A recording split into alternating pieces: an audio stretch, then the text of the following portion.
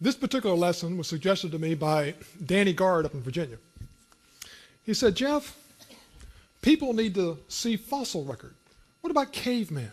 What about all these fossils I find all over the world? Isn't that some sort of proof of evolution? How do we as Christians give an answer to that? They do find these fossils, and they arrange these fossils into a story. And then they tell us that story when we're young, before we know whether to believe it or not. So let's give you another test. This is an easier test. No brainwashing involved. Well, maybe. Okay. Time for test. I'm going to show you a picture and then ask you a question. There's the picture. The question is, what is missing? Or, to put it another way, what did this used to be? Okay, now, don't raise your hand. I'm going to have to raise your hand for each part. I'll give you a couple choices here. How many of you think that this used to be a figure 8? Raise your hand. We'll get a couple hands up. Okay, thank you. How about a donut someone ate the middle out of? Okay, y'all like donuts. Okay. Raise your hand if you think it used to be a circle. Yeah, about everybody would say it's a circle. That just shows you how easy it is to fool about everybody. I gave you a hint at this earlier too, didn't I? I said, missing link. And then here I turn and say, what is missing? Nothing's missing, folks. I misled you with the question. My asking you what is missing automatically goes searching for an answer to try to figure out what is missing. Nothing was missing. How do I know that? Because I drew it. Never was a circle. Just drew an arc, stopped. It's a big deal. No, folks. And that's what we have with these missing links.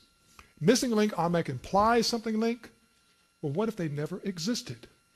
If they never existed, then all these tree branches that lead up to human beings are just a lie, folks. And the Bible warns us that we are being destroyed because of a lack of knowledge. And once again, Jesus warned us, you don't believe the earthly things, you're not going to believe the heavenly things. Now, we've given you this 1 Peter 3:15 a couple times. But notice the context. Verse 14, in the middle of persecution, you're supposed to be ready to give an answer. This isn't necessarily for people who want to hear the answer, but you're supposed to be ready. So how do you give an answer to these people who put up these type of stories? Let's go look at some of those stories. Evolutionist timeline. Now, in this timeline, the evolutionist timeline says 3 to 5 million years ago, man started turning from an ape-like creature into a hominid or human being.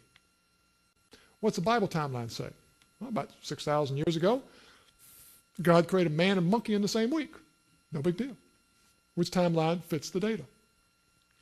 The real battle in creation versus evolution says it like this.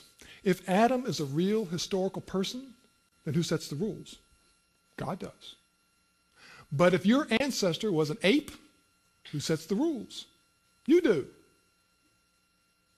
Do teenagers like to set their own rules? Do you like listening to your parents when they tell you certain things? So which one of these two pictures are you naturally inclined towards? The bottom one. Be careful of your own bias. Let's go through some of their evidence. Evolution's Hall of Shame is what I would call it. You ever heard of Nebraska Man? Nebraska Man. How much fossil evidence did they find before they made this thing we call Nebraska Man? There's a picture put out by the Illustrated London News, 1922. This is one of the most famous finds in the whole 1920s. Well, I don't know how they got such a short brow ridge right there, but boy, he has some biceps and triceps. Whew. And there's his wife over there. I guess he reaches over and grabs her by the hair and drags her along or something like that. They had some pictures like that, by the way. What did they find for evidence? How many bones did they find? This is the thing I want you to learn from this lesson. Whenever they say some story about fossil record, say, where is all your evidence? Don't just show me the piece you want me to see. Show it all to me. And you'll also find another thing. Is there any other creature that had bones like that? Or is your creature the only one who'll fit the data? Guess what they found? You mean they made a sloped brow ridge and everything else out of one tooth? Wow, these scientists are good. They can take a tooth out of your mouth and reconstruct you. No, they can't, folks. It's just a Hollywood story. course, later, guess what? They found out that their tooth came from a pig. An extinct pig type, okay? Not this exactly pig. Folks. What about Piltdown Man? Piltdown Man was so famous that over 500 people did their PhD dissertations on Piltdown Man. 500 PhDs didn't even know they were looking at a total absolute lie. This is what they drew up in Piltdown Man. What did they find? Remember, where's all their evidence? Well, the gravel pit over here in Piltdown, England, they found the following. Fragment of a jaw right here and some skull cap pieces. This part they found, this piece down here they found. All the other stuff is just made up to their story, okay? And they turn around and say, see, this is the missing link between man and monkeys. Because one part looks like it came from a monkey and the other part looks like it's a man's. Especially his teeth are worn exactly the way way we eat and things of that nature. Therefore, this is the missing link. And you mean 500 people did their PhD on this? Over 40 some years later. Now, if you'd have died during those 40 years, you'd have thought this is good evidence, right? 40 some years later, someone's looking at the bones and go, there's file marks on the teeth. Someone had filed this intentionally to make it look like it had the wear pattern of a human being. And when they drilled down into it to make a certain type test on it, it still got protein in it. It should be fossilized by now. It's not. That's impossible. They examined it some more and said, oh, someone turned around and dunked this in a certain type of fluid so they'd stain them all look old. They'd taken a piece of a monkey, they'd taken a piece of a man, in two totally different places, put them together in the same gravel pit, and let the evolutionists find it. It was a total fraud, folks. But if you'd have died, you might have believed that fraud, not even knowing you're being lied to. What about Orris Man? How much they find for Orris Man? Well, even the evolutionists themselves, a lot of them didn't like this evidence. But it wasn't because of the bones. It's because the dating technique they used to date the bones turned out and made this creature somewhere around, 1.7 million years of age. And they thought the oldest it could be 1.5. So they rejected it. And yet that's all they found, folks, this little green section. See this little piece right there? That's all they found. You got some evidence that's a human being from that? Now they finally admit, most likely it just came from a 6-month-old donkey. But what if you'd have died while they were teaching that as evidence? Folks, it's just Hollywood. It's just not science. Never has been. You see, the artists can do just about anything with these fossils. The less fossils you find, the less bones you find, the more you can make up your story, right? You find this, guess what? By the time they finish cleaning it up, it looks like that. Then they turn around and on their models, they turn around and put in some muscles, put in some more muscles, and lo and behold, voila, Homo erectus. Well, I don't think there's much chance of Homo erectus look like that, but fine. They can reconstruct it however they want. What about taking an ape fossil like this one right here? Now we need to take an ape fossil and make it look more human. So how do we take that and make it look more human? Well, here's what they did with it. That's what they did, folks. This is what they put on British Broadcasting, BBC. It's on their website. Go look at it.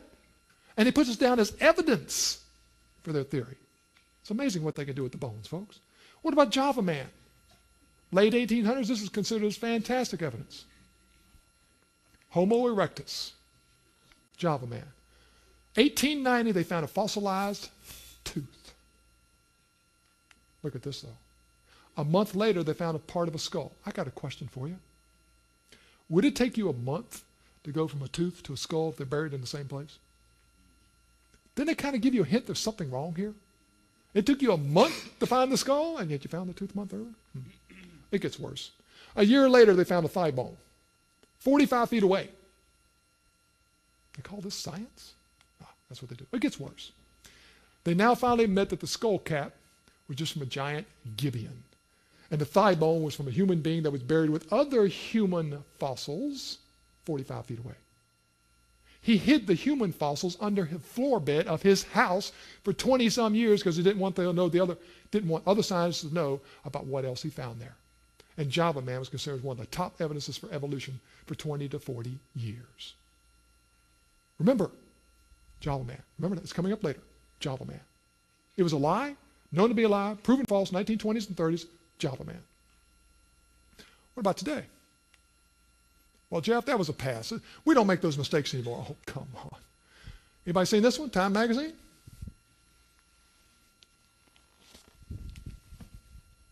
Okay? Science magazine also did the same article. What did they find? Look what it says. How apes became human. Open it up and look at this full-page spread. Awful long arms on that guy, isn't it? Remember this, the face, the stand-up posture, everything else. Got that? What did they find? This is where they found him off the east coast of Africa. And they reconstructed all those pictures from just 6 bone fragments and a few teeth. This isn't science, folks. Oh, it gets worse. They prove, they say, from those bone fragments that it stood and walked upright 5.8 million years ago. 6 bones, you can prove it walked upright? Oh, it wasn't the 6 bones, folks. It was only one single of the bone fragments that proved it walked upright. And that's what they said, page 59, tiny fragment of a toe bone. This toe bone proves the creature walked on 2 legs. Got a question for you. There's the bones they found. Okay, so you got the teeth up here, right? This is the toe bone. This is what they put in the article. And back up just a second. Looks like they found more bones. No, that is the single toe bone right there. They took a picture of it 6 different ways. A single toe bone proved it walked upright? How many toes in the human foot? There's 26 bones in the human foot, folks. And one little tiny toe bone proves it walked upright. Therefore, he's a hominid creature coming to man? Oh, come on. This is ridiculous. It gets worse. Did they find all these bones in one location? Took them 5 years to collect it. That ought to give you one little hint, doesn't it? 5 years to collect the bones of a monkey? Or what you claim is part human? Shouldn't take 5 years, folks. Oh, forgot to tell you, it's 5 different locations. Fossilized toe, piece of jawbone, finger, arm bone, clavicle, and a few teeth. Oh, did I forget to tell you the dating methods they use varied by hundreds of thousands of years? And they put this on the front cover of Time magazine? This isn't science, folks. It's just pure Hollywood. Nothing to do with science. What about Neanderthal? Raise your hand if you ever heard of Neanderthal. Right? Everybody's ever heard of Neanderthal, right? Okay. All kinds of ways they can make these pictures of human beings from these Neanderthal skulls. Again, it's artist reconstruction. It's a Hollywood story. There's another one, okay? How much different do you want him to look? I mean, how much different does he look from him? I don't know. Just whatever the artist comes up with. They say that somewhere in the monkey-like creature on his way up to man, there was something called a Neanderthal. And this shows up in biology textbooks. Where's my biology teacher? Oh, yeah, okay. Biology textbooks, Neanderthal, better not be in your all's textbooks. But anyways, here's one of the first persons to examine Neanderthal bones. He simply says this, Rhodesia man, Neanderthal, okay, cries out disease. Or, watch this, the bones of the vault of the skull extremely thick. There are many features that testify of acromegaly. What is that?